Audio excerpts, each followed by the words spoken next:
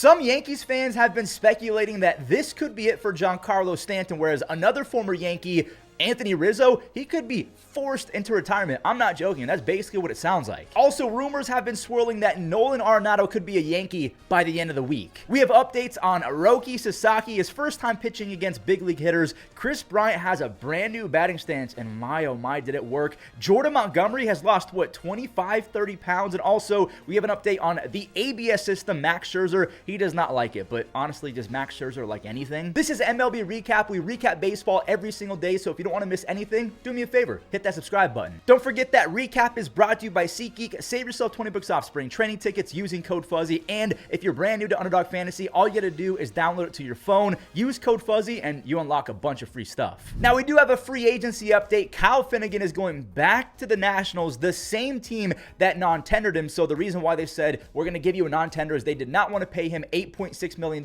but he's going back for $6 million, which makes a lot more sense because to me, even though he was an all-star last year, the overall numbers don't scream closing pitcher. I really think that he's going to share closing duties with Jose Ferrer. I think I actually said it right that time. He's going to get a ton of looks as well because he's a disgusting lefty and he looks like a closer. Moving on, we have a Roki Sasaki update, and a lot of you are probably wondering, Fuzzy, why aren't you wearing a Dodgers hat then? Well, Kyle Teal, one of the top prospects in baseball, we know that he was just traded from Boston to Chicago in that Garrett Crochet trade. He took Roki yard, and a lot of people have been saying, Roki's washed.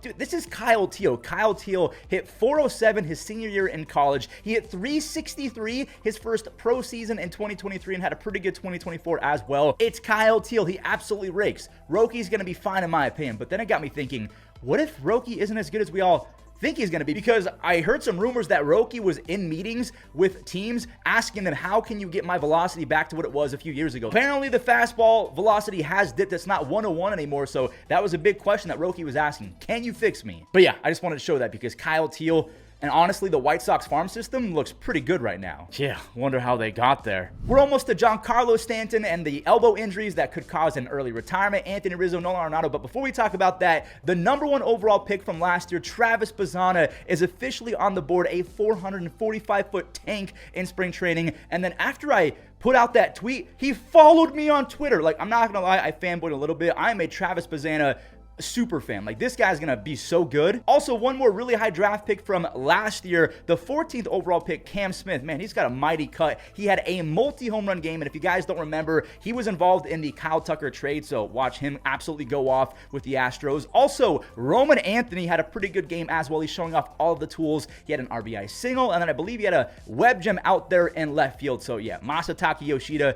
he's not gonna be an outfielder. No, he's not. Kris Bryant went 462 feet on this home run, and I know you can't really tell by the angle, but according to Kris Bryant and kind of the new training program from the Rockies to keep him healthy, remember how Kris has always had that really wide batting stance? Well, now he's standing more upright. It's still fairly wide. It's not totally upright like a Cody Bellinger, but in an effort to save his legs and thus saving his back, KB is going with a more upright standing approach, and he says that it's kind of been frustrating, but the mechanics have been slowly but surely fixing themselves, and that he thinks he's going to be able to play a bunch of games this year. I'm praying that it happens. I want to see Kris Bryant go off for 35 home runs and a 160 OPS plus. One more guy trying to bounce back after not being great last year, Jordan Montgomery. He's lost a ton of weight. It looks like he's lost 20 to 25 pounds, and even that's what he said out loud, that he's lost that amount of weight. And a lot of people are saying, yo, Ozempic Montgomery. Well, how come that's the first thing everyone points to? He's an athlete getting paid millions of dollars. He probably hired a chef and worked out a little bit more often. Like,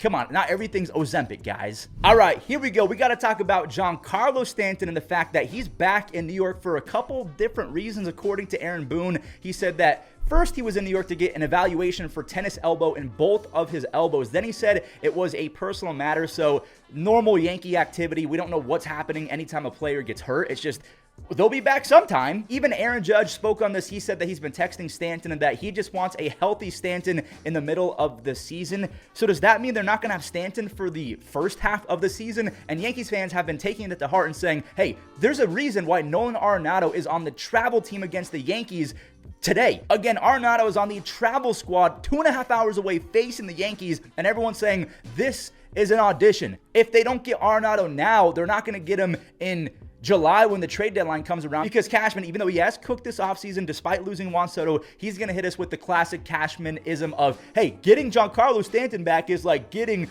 a big trade piece. He's not going to get Arenado 6 months from now. Do you think that this is the beginning of the end for Stanton? I don't really know how you fix double tennis elbow. It just seems like the years of working out might be catching up to him. Now, a few other minor health updates I want to talk about super quick before we talk about Rizzo being forced into retirement. Wyatt Langford, Elliot Ramos, and Matt Shaw are all young potential stars in 2025 dealing with oblique injuries. If you've never had an oblique injury or a groin injury, man, they are not fun. I had both of those in high school. Again, this is high school baseball. These are supreme athletes. I'm sure they're going to have a team around them that helps them get better quicker. But yeah, you don't want to mess with oblique injuries. And I just want to talk about that before we get into Rizzo, because for the most part, it's not related to health at all. Anthony Rizzo, it might be over for him. And the reason why he basically said that it could be over, he might not have a job, is because he does not want to ruin the market for all of the other veterans that are coming off either sluggish seasons or they've had really good careers and now they're aging. He does not want to take a major league minimum and ruin the market for the rest of these guys, even though Adam Lind,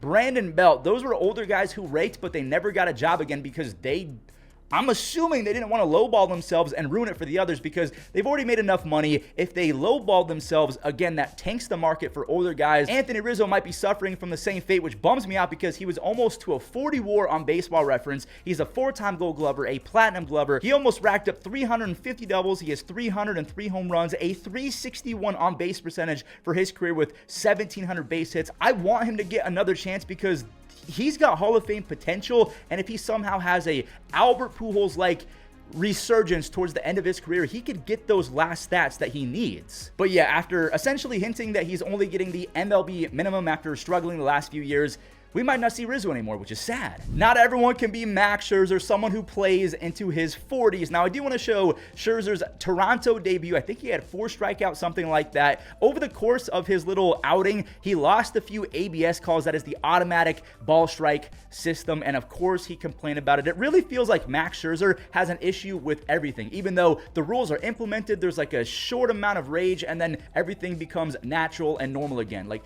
no one really cares about pitch clock or the sticky stuff anymore. It's just a thing of the past. I should have figured that Max was going to have an issue with it because of course he does. That does it for today's recap. I hope that you all enjoyed. If you did, do me a couple favors. Leave a like, subscribe if you're brand new, maybe send it to a friend if you think that they could just use these videos because they're helpful. I appreciate all that you guys have done for me, like being followed by Travis Bazana. That does not happen without your support. So thanks for everything, and I'll catch you in the next one.